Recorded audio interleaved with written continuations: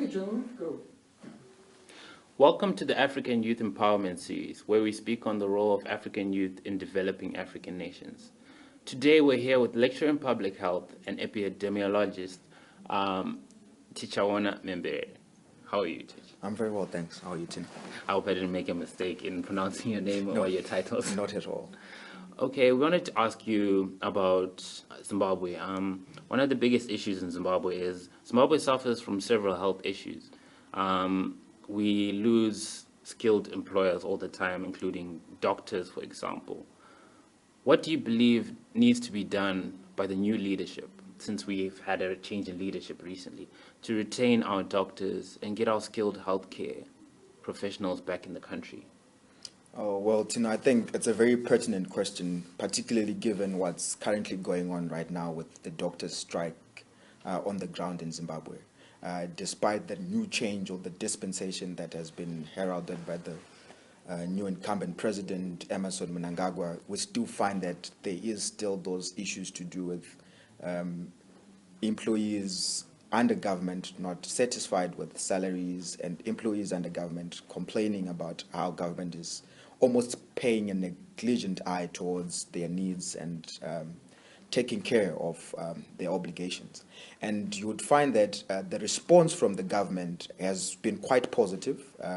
There has been negotiations with the doctors, young doctors in particular, but some of the stances that have come from the government almost mimic what used to be there back then, where people are threatened, not necessarily heard.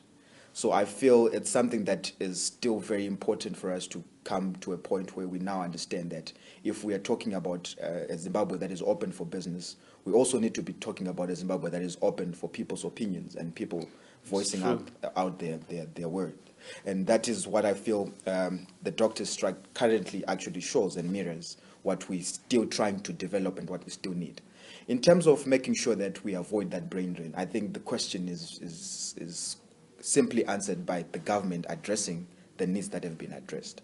I'm sure they probably are not in the capacity right now in terms of having enough resources and funds to do so, but they need to start making such commitments in terms of how they're taking the movement forward. So I feel that would definitely help in stopping the brain drain that we currently have. That's true. I feel as if Zimbabwe has lost one of its most intelligent minds in you, for example. What would need to change in Zimbabwe for someone like you, an epidemiologist, a public health expert, to want to go back to help and rebuild the health sector? Well, I kind of differ with you on one part, that I don't feel the country has lost much of its intellectual resource. Probably what has not happened is that spaces have not been opened for people to actually contribute as much as they can from the diaspora. If you have a situation, which is probably one of the things I've been currently working on with one of my colleagues, where we're trying to galvanize the NGO community and find out exactly how much of evidence synthesis is being produced within the country and what sort of efforts can be done by combining the much needed expertise in the diaspora together with the expertise back at home. And we actually can advance the cause or the needs of our public health sector whilst I'm here studying and whilst I'm also making an impact at home.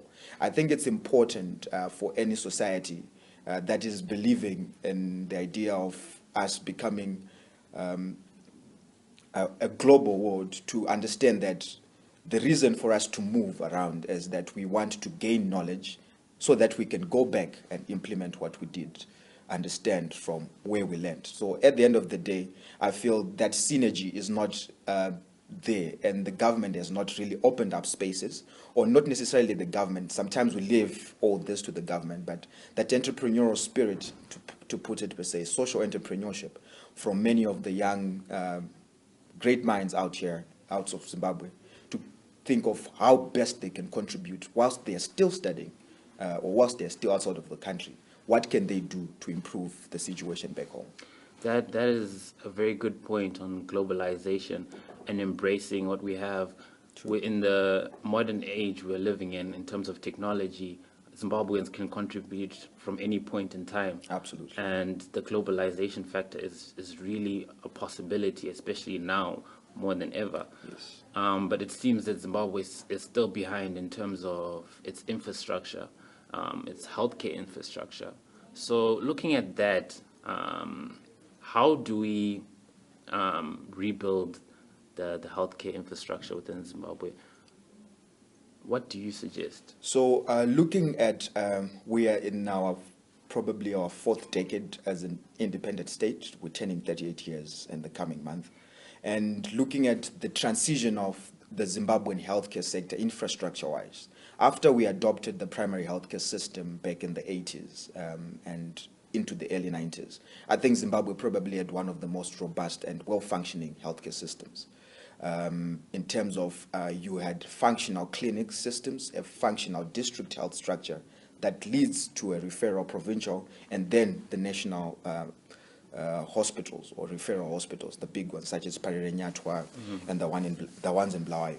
So what has basically happened is, because infrastructure requires constant maintenance, if you do not maintain it, you definitely expect it to erode, and you won't have the kind of efficiency that used to be there before. So I feel in terms of infrastructure, we still have those beautiful structures. They are still in place. And if you were to try and compare government-run hospitals compared to mission-run hospitals, you'd find that both these structures were built around the same time, but mission hospitals are still looking impeccably better because they have been receiving constant funding and constant maintenance from their funders, which are the missionary churches. And if similar structures were put in place to ensure that there is enough maintenance in government structures and in government property and government hospitals and clinics, I feel we'll still revamp what seems to have been eroded. I remember there's an initiative that was started by Econet Zimbabwe, where they were looking at run-down clinics in local villages, and they are trying to improve them, renovate them, and bring them to a state of the art which suits our modern needs and which suits the current technology that we have. So I feel that is the biggest step that needs to be taken if we are to have Zimbabwe coming back to that point where we have a well-functioning primary healthcare system. That is true. What are priorities, short-term and long-term, in terms of rebuilding Zimbabwe's healthcare? I think this question almost borders along on a continental scale, on a continental level, in terms of the priorities. So with the WHO has recommended that governments, particularly in Africa, need to have at least 15% of their budget allocated to healthcare. If you were to go around the continent, you would find that I don't think there is any country that actually meets that current requirement or prerequisite. So it's an important issue in terms of, if we do not invest as much money into our health care sector, we are killing ourselves in terms of we don't have a healthy workforce in the first place, and we will have a greater health burden on the second level. So it is important for us to have that priority coming into play, firstly on the funding basis. Secondly, looking at public health, I feel the idea that we only need to treat or cure is still a very big idea around how we handle health in Africa. And the message of prevention, the message of trying to prevent the worst health outcomes is probably not being advocated more from a policy level and at a practical level. So I feel that in the long term should be the shift. If you look at global trends right now, people who are dying the most are dying from non-communicable diseases. We call them lifestyle diseases. These are diseases that if people live better, if people were taught how to prevent them, they definitely would not be suffering as much. The first world countries are having a big challenge right now with NCDs, non-communicable diseases, diseases of lifestyle. And the trend currently shows that we are in epidemiological transition in Africa, where we're moving from the traditional diseases that people used to die from. In the morning today, I was listening on the radio. They say that in South Africa, for instance, the top killer disease amongst women is diabetes. Whilst amongst men, it still is TB, tuberculosis. But diabetes is a disease of lifestyle, if we're looking at type 2 diabetes, which is what most people are dying from. So if you find that our own neighbor, South Africa, is having such a big trend of non-communicable diseases on the rise, what more of us, we just across the border, we share similar characteristics on so many other issues and aspects. So it's more important for us to start focusing on developing a more public health-centered approach in terms of our health sector as a continent before we even look at it as a country. That's true. And looking at it from a public health sector as a continent, what are the role of governments within, I guess, the African context and NGOs in that development process? I think one of the biggest problems I've noted with the continent is we do have a lot of signed agreements, memorandums of understanding that have been signed and have not been implemented. So there's a lot of commitment that has been made by governments, but those commitments are not being addressed or being met. In terms of the NGO sector as well, they have put a lot of investment in terms of trying to develop innovations that necessarily focus on preventative attitudes, developing the kind of attitudes that we need within the continent or amongst the people within the continent. And those roles really require that at the end of the day, the public and private sector have that much of working together. And governments in Africa at times look at NGO aid as a form of foreign policy by the West. It might be true, I'm not here to argue about that, but at the end of the day, what we need most is to advance people's health. We want to maximize utility. People need to be healthy for the continent to move forward. And we need to have those partnerships. So I believe the politics should not impede the progress of people's health. And of all that, what do you think the role of the youth is in developing and working with NGOs and the government? What should the youth do? I think the onus is probably on us as the youth right now, because we are the ones who will be inheriting dysfunctional health systems, dysfunctional governments, and the onus is on us to either impede the further erosion of these facilities and try and innovate at the same time, come up with new innovations of how best we can ensure that there's cooperation at the end of the day between governments and NGOs. And honestly speaking, I feel Africa has enough of bright minds to actually develop innovations that are specific to the African continent. One of the biggest drive by Monash this past year was trying to Africanize the curricula. And one of the things we did talk about in Africanizing public health was that if you look at how we always approach problems or outbreaks in Africa, it's reactionary. We never really have resources, or we never really have a plan before a problem comes. We always start jumping when the problem is there. So in that process, we now need to start thinking in the same manner of way that we talk about food security. We want to have food for when there is a drought. We start thinking of how best we can always be ready if we have a public health shock or a public health outbreak, and how best we can focus on issues to do with prevention. And ideally, it also speaks to the youths as individuals themselves. I mean, reckless behavior amongst the youths is something that can be controlled on a personal and individual level. It's a decision, or a personal decision, to say, I believe I have a role to play in the next coming few years. So if it's me drinking or if it's me smoking, I probably need to do it with a bit of responsibility, because I'm taking care of my own health for the sake of the continent as well. So I think that part of us as youths also acknowledging that we definitely play a role in our own personal choices and behaviors is also quite important and key.